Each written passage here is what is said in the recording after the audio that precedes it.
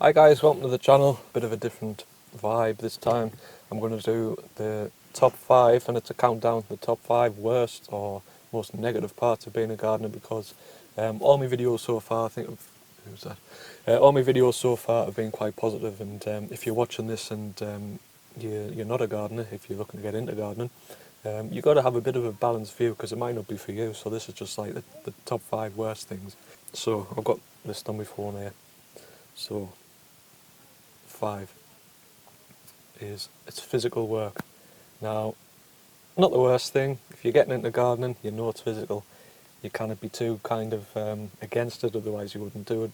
Having said that, if you've been digging all day, or some really hard, like heavy work and that, and you wake up the next morning and you're just knackered, you know, you kind of get out of bed and you know you've got to get up, and you've got another day ahead of you, and it's a mental thing as well. And I think, you know, do you agree? If you are a gardener yourself, do you agree?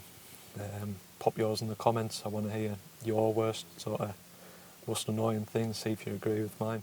Number 4 is working in the cold and rain. Again, an obvious one, but again, it's not the best, is it?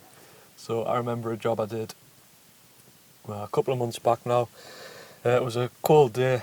I think it was sort of just getting into summer, but it was a particularly cold day, and I had a weeding job basically, so it was like an on your hands and knees type of job, just pulling weeds up and stuff, and started to lash down, and it was one of those sort of, well, getting into the summer and it's like really busy, and you cannot rebook it, and you know the job must be done that day kind of thing, and it was horrible. Like big sort of grasses that I was pulling out and stuff, and soaking, things splashing on you. You're wet, like everything's wet. Not great. It's one of those days where you just can't wait for summer. I'm sure we've all been there. Number 3, it's when your tools and your machinery breaks. It's horrible because, one, if it breaks on a job, you might struggle depending, you know, if you haven't got a spare. And 2, you know, it's going to cost money. So it's never good.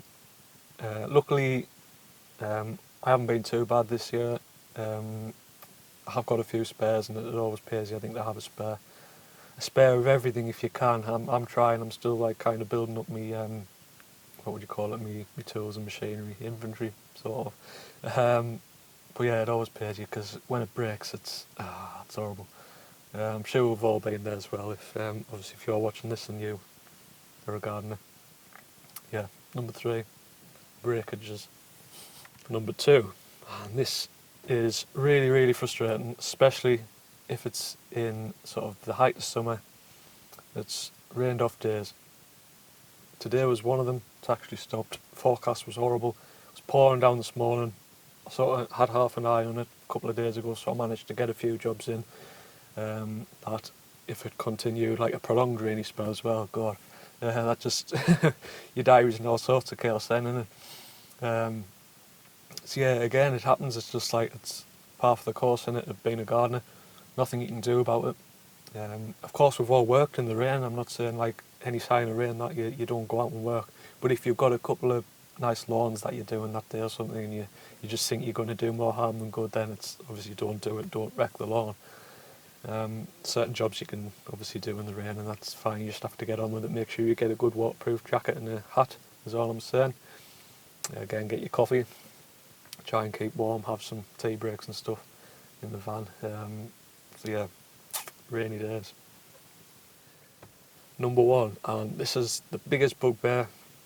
Again, it happens, and tell us if you agree with it or not. What's your top 5? That'll be interesting. So, cancellations. Now, cancellations happen.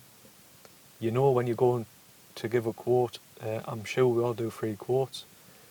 I'm sure when we go out, we know that the customer just might not go with you. They might not like the price.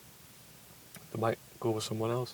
So we know that, excuse me, we know that when we go out, we might not get the job anyway, but it's when it's agreed and the customer is seemingly happy and then they cancel it, it's like really annoying. So I had one again the other week, probably a month ago now, that she cancelled the day before, and that is just the worst. So I felt like messaging them back saying, it was an all-day job anyway, so it was an all-day job, hedges, it was a big payday, 150 quid. and I priced it right. I know it wasn't too expensive, it was just about right, and she was really happy. Told her on the day, 150 quid, it was booked in for a week and a half later. She was really keen to get it done, and she was happy with the wait, because I did say, look, I can do it then if you need us to come back. I mean, if you need us to do it sooner, I'll move a few things around. But she said, no, that's absolutely fine.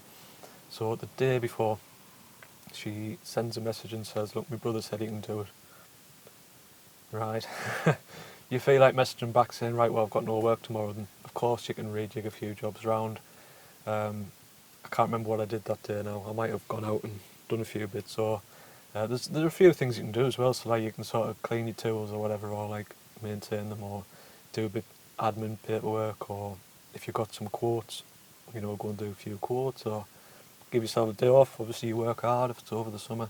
It doesn't have to be a total write-off, but like, especially that 150 quid one, it's like, man, so annoying.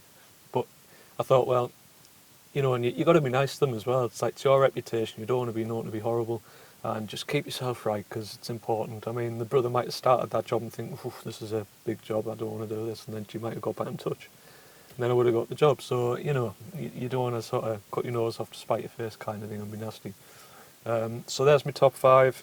Do you agree? Have I missed anything out? I probably have. Tell us in the comments below. Thanks for watching, guys, and subscribe. I always forget to ask for you to subscribe, so please subscribe. That would be absolutely fantastic. It helps grow the channel. And yeah, thanks for watching, guys. I'll see you in the next one.